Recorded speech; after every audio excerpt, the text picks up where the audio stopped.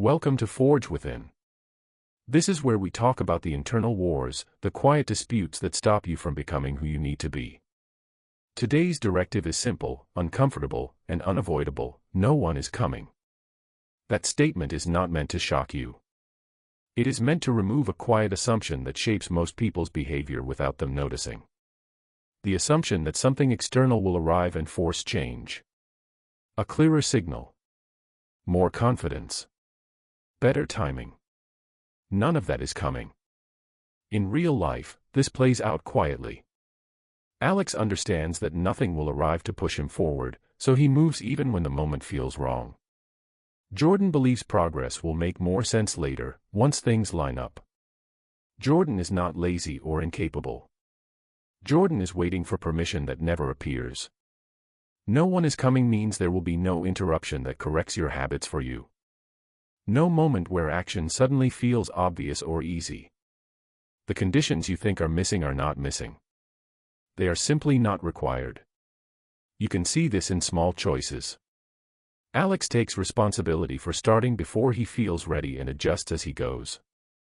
Jordan delays, telling himself he will begin when motivation improves. Over time, Alex builds momentum without drama. Jordan builds explanations. If nothing changes, it will not be because life withheld opportunity. It will be because responsibility was postponed. That postponement does not pause development. It trains it. This directive exists to force clarity.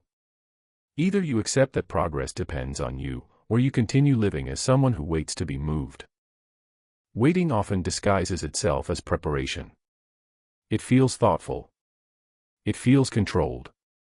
But waiting is not neutral. Every time action is delayed, an identity is reinforced.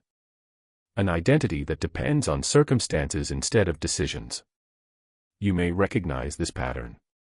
Jordan tells himself he will act once things settle down, once confidence improves, once the timing makes sense. The promise sounds reasonable, but it repeats. Days turn into weeks. The delay becomes familiar.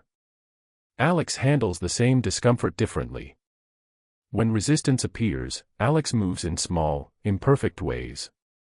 Not because it feels good, but because movement is the rule. Over time, action becomes normal. Hesitation becomes unfamiliar. This difference compounds quietly. You do not notice it in a single day. You notice it later, when starting feels heavier than it should. When effort feels unnatural. That is not a motivation issue. That is conditioning. Look at a small example. Alex responds to a difficult message immediately, even though it feels uncomfortable. Jordan waits until he feels ready. The message grows heavier in Jordan's mind. Alex moves on. One choice builds tolerance for discomfort. The other builds avoidance. Waiting teaches your system that hesitation is acceptable. Acting teaches your system that movement is normal. Neither lesson announces itself, but both reshape behavior if repeated. This directive is not asking you to rush. It is asking you to stop rehearsing action instead of taking it. The longer waiting continues, the harder starting becomes. That is not coincidence. It is training. The responsibility here is direct. You are either reinforcing delay or breaking it. There is no third option. Your current life is an output of your repeated actions and repeated omissions. Not your intentions. Not your plans. Not the knowledge you carry around. What you do consistently is what you are practicing becoming, whether you acknowledge it or not. Alex understands this in a practical way. He does not wait for a full plan before moving.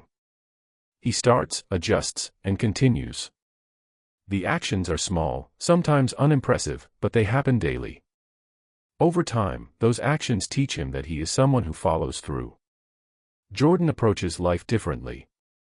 Jordan thinks in terms of potential. What could happen if things aligned? What he would do once conditions improve. Jordan is not unaware. He is informed. But his days are filled with non-decisions. Each one feels harmless in isolation. This is how identity forms quietly. When Alex chooses to act despite discomfort, his system learns that movement is normal. When Jordan delays, his system learns that hesitation is acceptable. Neither lesson announces itself, but both accumulate. You can see this in routine behavior. Alex finishes tasks even when energy is low. Jordan stops when motivation dips. Over time, Alex trusts himself more because the evidence supports it. Jordan begins doubting himself, not because he lacks ability, but because his behavior contradicts his intent. This is not about discipline as a trait. It is about repetition as training.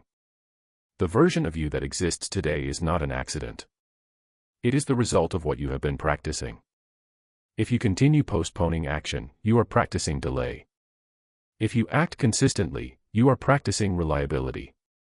One becomes identity. The other becomes limitation. Responsibility here is unavoidable. What you do next trains who you are becoming. Alex starts when the work is still unclear. A report, a message, a habit. He begins with something incomplete and lets movement create clarity. Jordan prepares. He rereads instructions, adjusts plans, waits for confidence to arrive. The task itself is small, but the pattern it creates is permanent. This repeats everywhere. Alex sends the proposal knowing it may need revision. Jordan waits to perfect it. Alex receives feedback and adjusts. Jordan stays busy without producing anything to respond to. Over time, Alex develops trust in his ability to engage. Jordan develops hesitation that feels responsible but behaves like avoidance. Waiting feels safe because it postpones discomfort. But safety has a cost. Each delayed action teaches the system that hesitation is acceptable. Each avoided moment quietly lowers the standard of what gets done. There is no visible failure here, only drift. Alex builds habits that are small and unremarkable. 10 minutes of reading. 1 message answered. 1 task finished. Jordan skips these moments, telling himself he will restart when life is less demanding. Months pass. Alex has evidence of consistency. Jordan has explanations that sound reasonable and change nothing. No one is coming to reward this work. There is no ceremony for discipline. Alex gains quiet authority through follow-through. Jordan waits for recognition that never arrives. The world responds differently, not out of fairness or cruelty, but because patterns produce outcomes. This directive does not care about intent, intelligence, or potential. It responds only to action. Every moment you choose between movement and delay, you are choosing which version of yourself is being reinforced. If you refuse to choose, your inaction will choose for you.